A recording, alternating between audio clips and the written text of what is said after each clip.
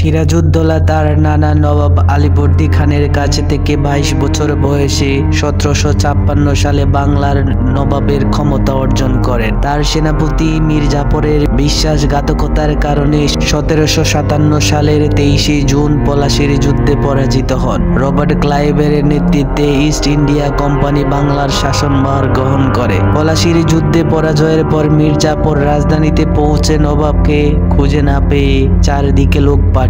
1757 সালের 3 জুলাই সিরাজউদ্দৌলা মহানন্দা নদীর স্রোত অতিক্রম করে এলেও তাতে জোয়ার ভাটার ফলে হঠাৎ পানি কমে যাওয়ায় নাজিমপুরের মোহনায় এসে তার নৌকা চরে আটকে যায়। তিনি নৌকা থেকে নেমে খাবার সংগ্রহের জন্য একটি মসজিদের কাছে বাজারে যান। সেখানে কিছু লোক তাকে চিনে পেলে অর্থের লোভে মীর কাসিমের সৈন্য বাহিনীকে খবর দেয়। কথিত আছে এক ফকির এখানে নবাবকে দেখে চিনে পেলে ওই ফকিরকে নবাব এক সময় শাস্তি দিয়েছিলেন, ফলে সেই ফকির নবাবের খবর জানিয়ে দেয়। মীর কাসিমের বাহিনী এসে সিরাজউদ্দৌলাকে বন্দী করে রাজধানী মুর্শিদাবাদে পাঠিয়ে দেয়। বন্দী হওয়ার সময় নবাবের সাথে ছিলেন তার স্ত্রী লুৎফুন্নেসা বেগম এবং 4 বছরের কন্যা উম্মে জহুরা। পরদিন 4 জুলাই মীর জাফরের আদেশে তার ছেলে মিরনের তত্ত্বাবধানে মোহাম্মদী বেগ নবাবকে হত্যা করে। নবাবের মৃত্যুর পর স্ত্রী লুৎফুন্নেসা ও তার শিশু কন্যাকে মীর জাফরের ছেলে মিরনের নির্দেশে ঢাকায় বন্দী করে রাখা হয়েছিল।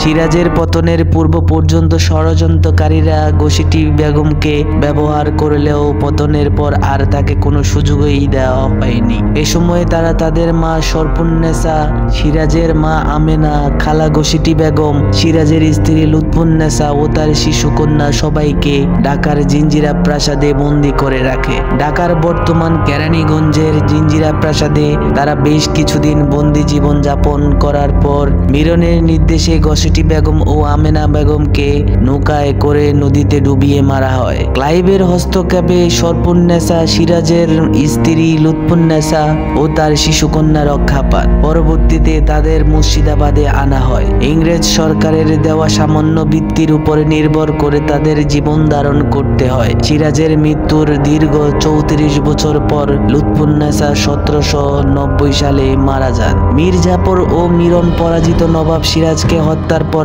আমেনা ও পরিবারের অন্যান্য নারীদের কয়েকটি নিকৃষ্ট নৌকায় চড়িয়ে অত্যন্ত অপমানজনকভাবে ও অবহেলার সঙ্গে জাহাঙ্গীরনগরে পাঠিয়ে দেন। সিরাজ পরিবারকে জাহাঙ্গীরনগর পাঠানোর কিছুদিন পর মিরন জাহাঙ্গীরনগরের শাসনকর্তা যশোরত খানকে লিখিত নির্দেশ দেয় যাতে তিনি 2 জন হতভাগ্য বয়স্ক মহিলাকে হত্যা করেন, অর্থাৎ ঘসিটি বেগম ও আমিনাকে হত্যা করেন। কিন্তু শাসনকর্তা যশোরত খান এ নারী ও তাদের স্বামীদের কাছে তার উন্নতি ও অন্যের জন্য ঋণী ছিলেন, তাই তিনি মিরনের এই ঘৃণ্য নির্দেশ পালন করতে অসম্মতি জানান। পরে ঢাকার জিঞ্জিরা প্রাসাদে সিরাজের মা আমেনা এবং খালা ঘসিটি বেগম দীর্ঘদিন বন্দী থাকার পর তাদের পানিতে ডুবিয়ে হত্যা করা হয়।